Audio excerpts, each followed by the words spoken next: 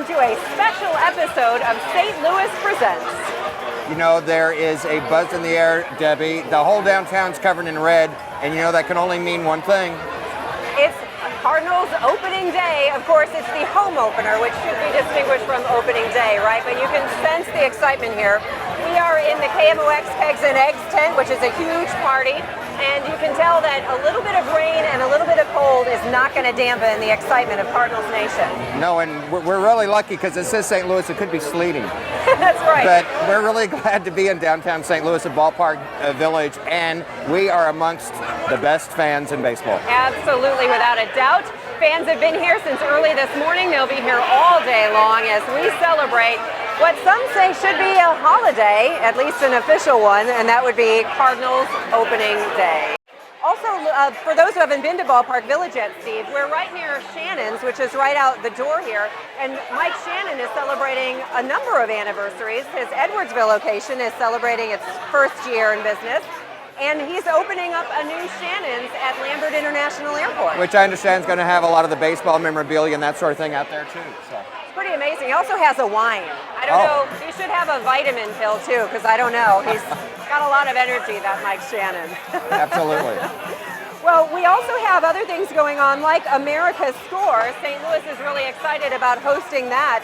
That is going to be lots of talented St. Louis teams who are doing all kinds of amazing things and performing. So we'll have more information about that as well. Including some people we know, like Charlie Brennan and Ridley Pearson are a part of that. Oh, yeah. Well, there you go. See, now you told me something I didn't even know. Ridley Pearson, our best-selling author from St. Louis. Opening Day, let's talk about whether or not it should be a national holiday. This has been a big movement. I know Anheuser-Busch has been involved. They've enlisted Ozzie Smith and a lot of other people. Debbie, that takes an act of Congress, doesn't it? I don't know. I'm not sure.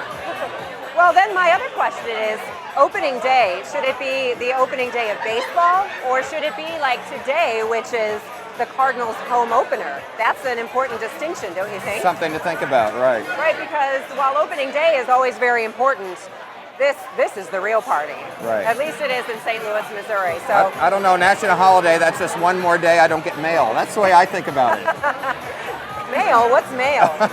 That's just bills. Right. All right, well, we have a lot to get to today. We're going to check in with Andy Ruzicka. He is at Keener Plaza where they're having a big pep rally, and he's asking Cardinal fans what they think about whether opening day should be a national holiday.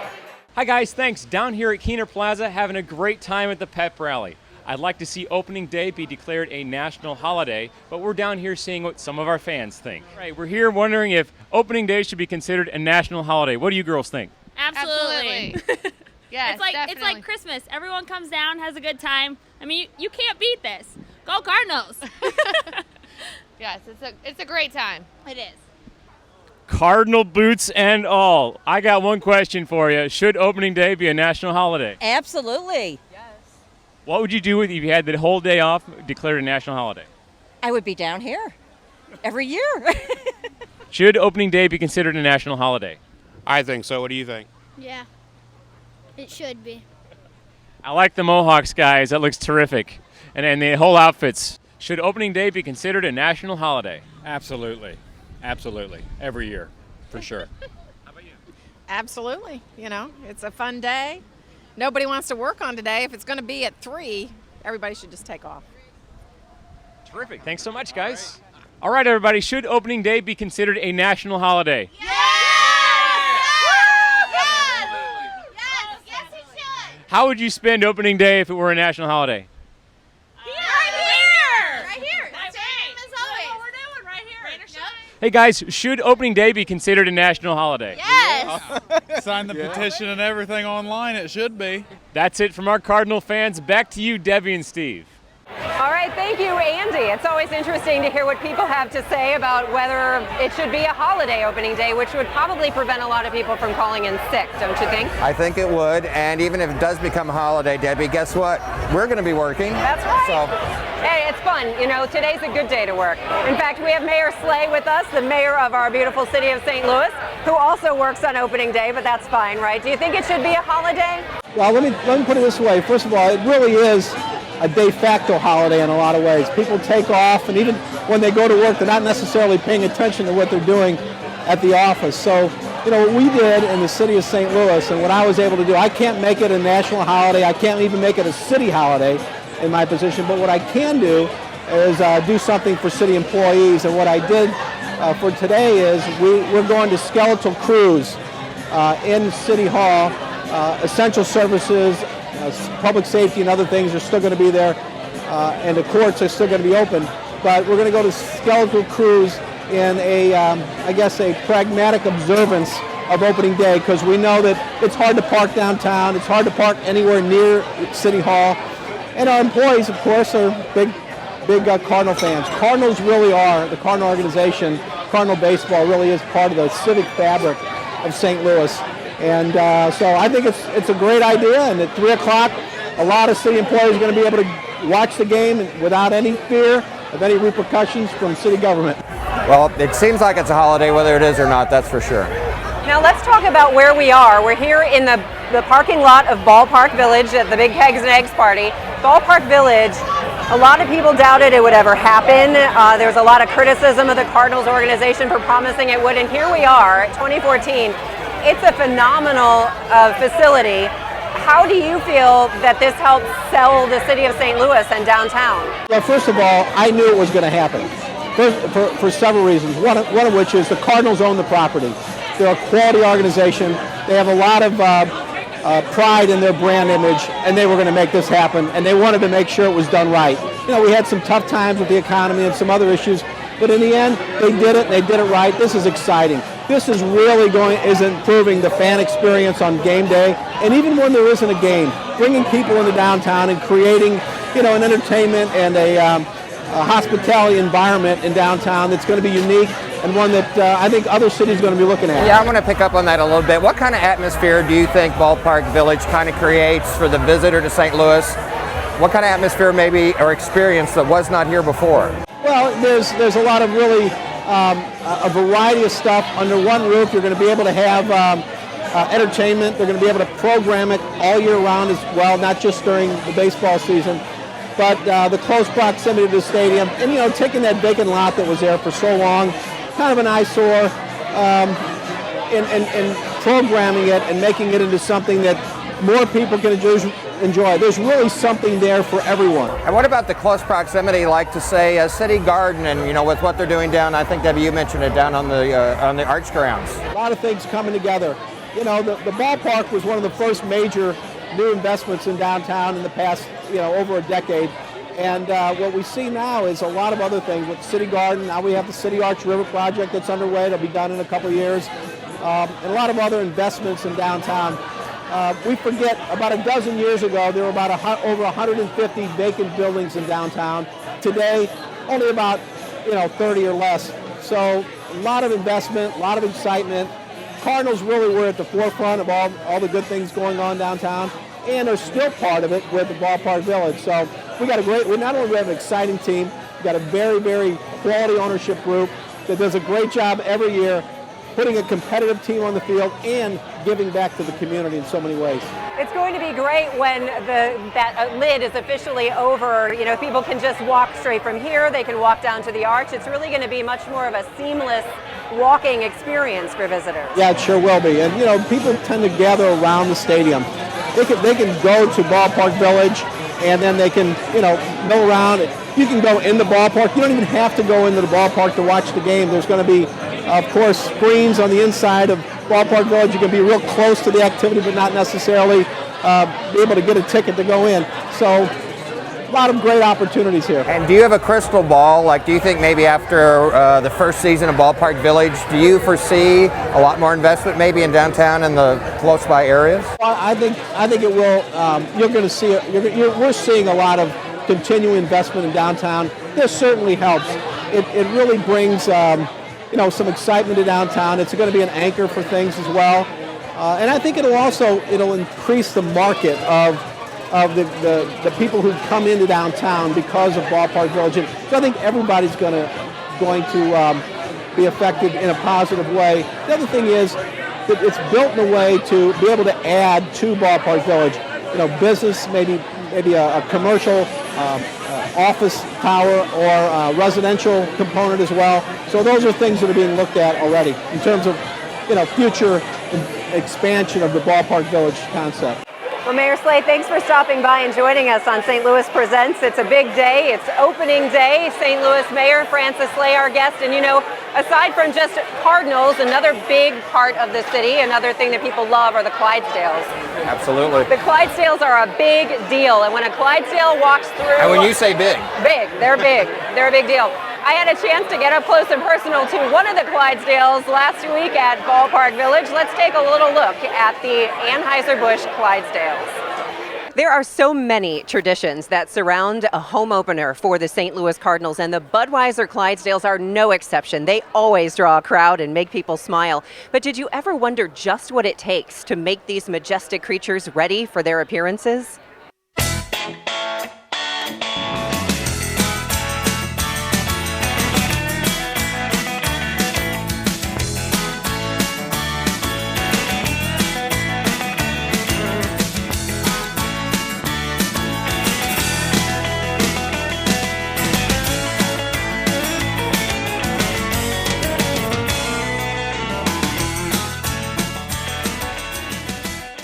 And just as the Budweiser Clydesdales continue to be an important part of the brewery's heritage, they continue to hold a special place in the heart of St. Louisans and Americans as well. Oh, I just love those Clydesdales. It's amazing. People were practically climbing over fences to just get up close and personal with Mickey. Oh, those are big animals, and Debbie really is.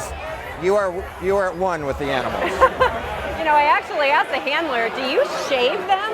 Because they are smooth. And she said, yes, they do. And I don't know who shaves them, but they're pretty affectionate for big guys. Yes, they are. And an important part, an iconic part of St. Louis, I would say, those Clydesdales. Definitely the Arch, the Cardinals, the Clydesdales, something you think about when you think of St. Louis. Kitty Ratcliffe is one of those people who gets to sell St. Louis every day to people all over the country and the world. She, of course, is with the St. Louis Convention and Visitors Commission. And thousands, tens of thousands, hundreds of thousands of people come here every year for conventions. And I'm just wondering, with this beautiful new complex, the Ballpark Village, do you build that into the way you sell St. Louis? Because I imagine the Cardinals already have their own machine that brings people to town. We do sell it. Ballpark Village is going to be a great asset in addition to the community. Convention groups are often looking for a place to have an off-premise event in the evening after the convention is over. And this one is going to offer something 365 days a year for the downtown convention. So it's a really exciting part of our package. Well, and just having the Cardinals in St. Louis, that must make your job just a little bit easier, right? Just the fact that they're here to begin with. Oh, the fact that they're here, it's such an incredible part of the community. But we fill a lot of hotel rooms on weekends when they're playing the Cubs, when they're playing the Chiefs, the Royals, when they're playing Kansas City, Chicago, a lot of the teams where they can drive in. The hotels do really well. So it's a nice added benefit to the hospitality community. And when those fans come in town and stay in hotels, they spend a lot of money in a lot of places other than just in the ballpark. And that seems to be getting better and better for downtown. The addition of Ballpark Village, the changes to the Arch grounds. We talked with the mayor about how it'll just be so much more seamless for people to have that visitor's experience. It really is. When people come here, we can't control what they do. They stay in a hotel and they get out and they walk around and explore everything that they see in the community. And so many of the developments that have occurred in the last couple of years and what's happening right now with the Arch grounds, it just makes it a better experience. It doesn't really matter which way they turn when they leave the hotel. They can walk left, they can walk right, they can walk straight ahead, and they're going to find a lot of fun things to do in our community. And it hasn't always been that way. I can't remember exactly how many years you've been here, but the fact what you're just talking about is, you can walk this way and go to City Garden, that way to the Arch. That seems to be getting better and better every year, and that's got to be a key to keeping people downtown. Well, it really does. And if we talk about convention business and groups in America Center, the big ones, when we would do surveys of groups and we would get the results back, we could tell a real difference from the meeting planner perspective about whether those attendees were going west on Washington or whether they were going east. So if they turned left and went east, they didn't find the restaurants and things that they wanted to find. And that's not the case anymore. You got pie and takaya and snarfs and all kinds of fun things. So really, everywhere you look, it's something new and exciting. And that makes people feel good about St. Louis and the experience here. People were here today. I mean, this really, for many people, is baseball heaven. This is a huge day, Cardinals home opener. Everybody is excited and happy. I know the Convention and Visitors Commission has had a campaign for several years of be a tourist in your own town. And also to really encourage people to be good ambassadors when they see people walking the streets, if they need a recommendation for somewhere to go. So how has that campaign been going as far as getting people to be really good ambassadors, to show people that there's things to do? Well, you're absolutely right. St. Louis is a wonderful, incredible community in which to live, and we have so many things that we can do here that are accessible to us that aren't accessible to a lot of people in other cities. And so to be able to communicate that experience to our visitors just helps us overall. It increases the profile of St. Louis, and you never know if that person you're walking down the street and you run into is maybe considering bringing their company here, taking a job here, considering coming to school here. And so as you know, being a tourist in your own town can have multiple benefits to the community overall. I sort of feel like I'm doing that today. I really haven't been in this area for quite some time since this opened, and it's, I'm from here, and I feel like I'm in a new town. Well, it's really be a tourist in your own town. Well, Kitty, keep up the great work and keep bringing people here. Kitty Ratcliffe is with the St. Louis Convention and Visitors Commission, joining us here on St. Louis Presents. And one of the things I know a lot of visitors do is they take the brewery tour. The brewery tour is a must-do, but not everybody can get there. So now there is a mobile brewery. It's right outside the tent here. It is pretty cool. You can do the entire tour in about 10 minutes. Right out there, and it ends with free beer. So we're going to take a tour of that right now, and we'll be back on St. Louis Presents.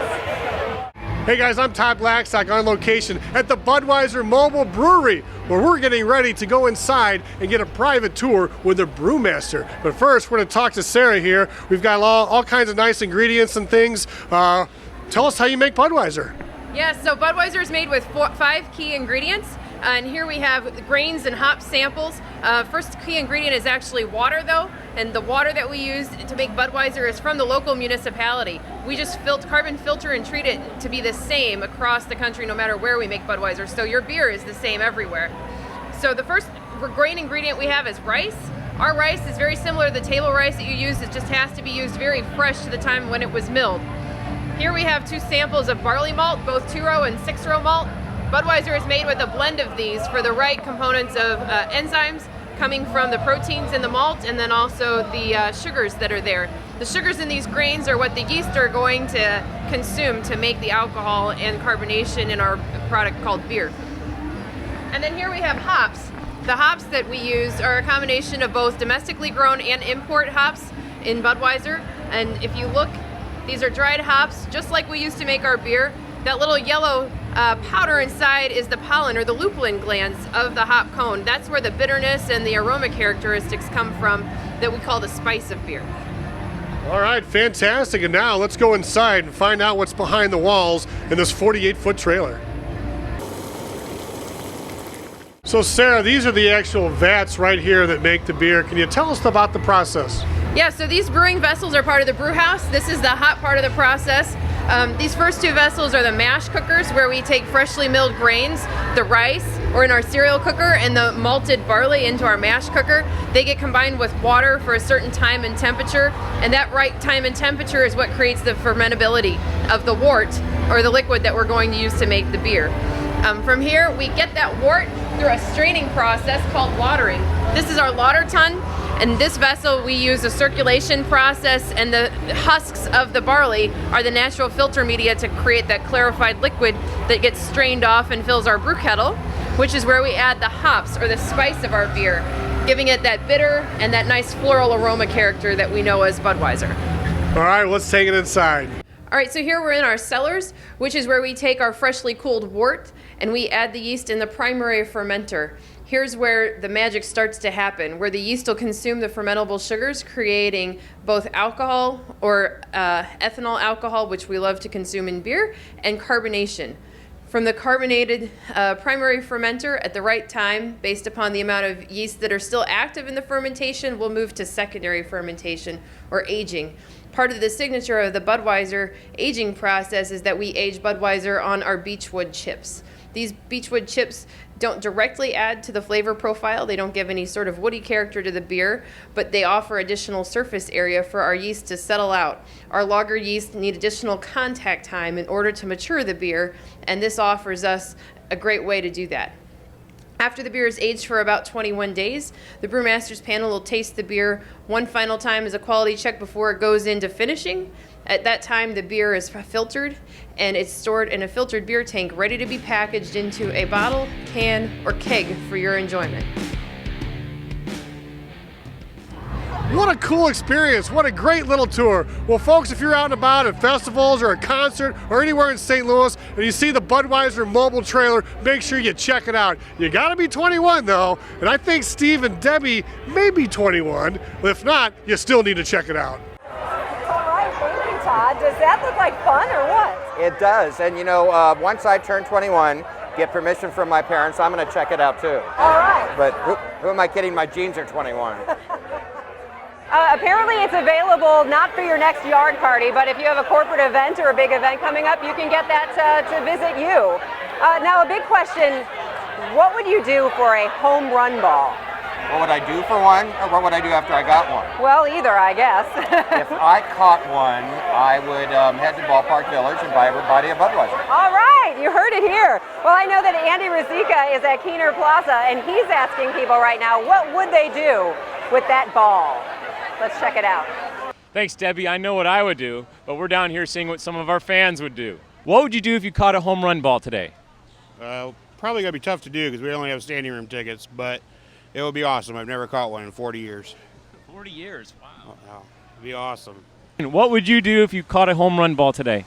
If I caught a home run ball today, I would probably take the week off of class.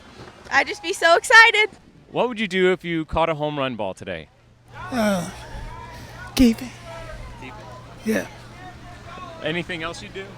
Write my name and save a souvenir. What would you do if you caught a home run ball today?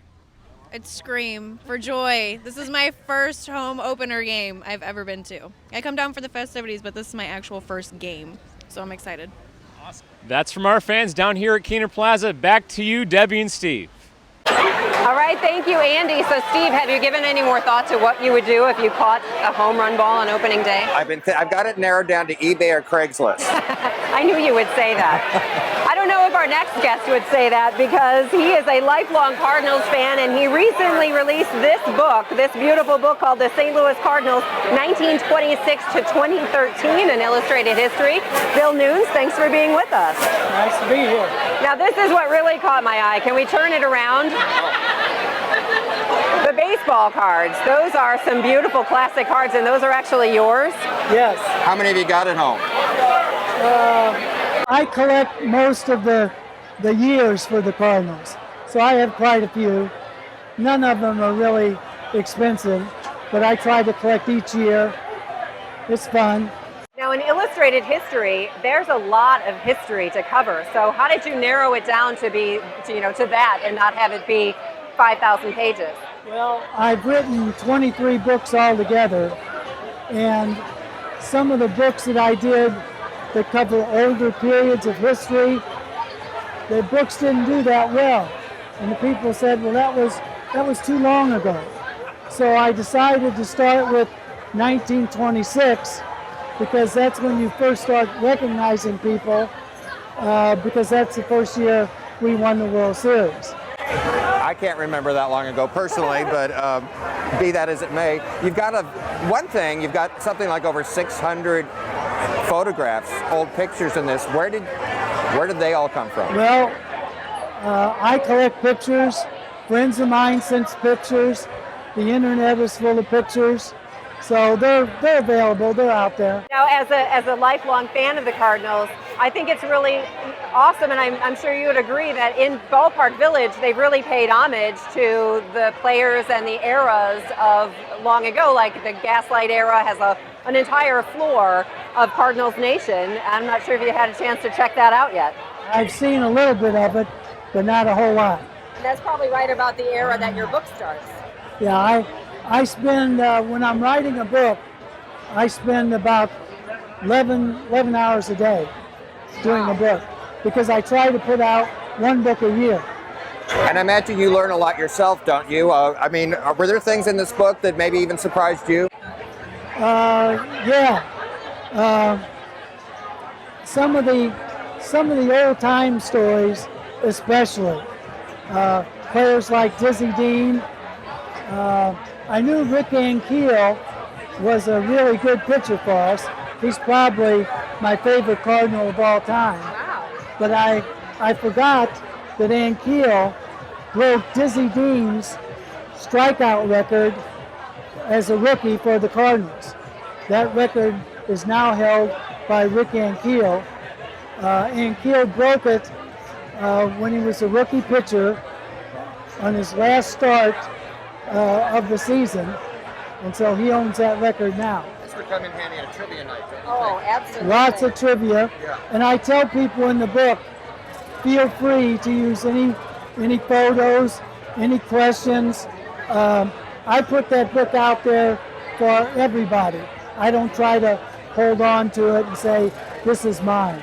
I want everybody to enjoy it. Well, for people who say they are true Cardinal fans, they definitely need a copy of this book, and I understand if they order one, they can get it signed by you as well. The author is Bill Nunes, and the book, of course, is the St. Louis Cardinals Illustrated History, 1926 to 2013. Thank you so much for being with us, and good luck with the book. Okay, thank you. Well, it sure has been fun broadcasting here from the KMOX Kegs and Eggs tent in Ballpark Village, and of course, we certainly wish the 2014 Cardinals the very best season ever. It's been really exciting being here on opening day, but we'll see you next time. Go Cards, right? Go Cardinals! Go Cards!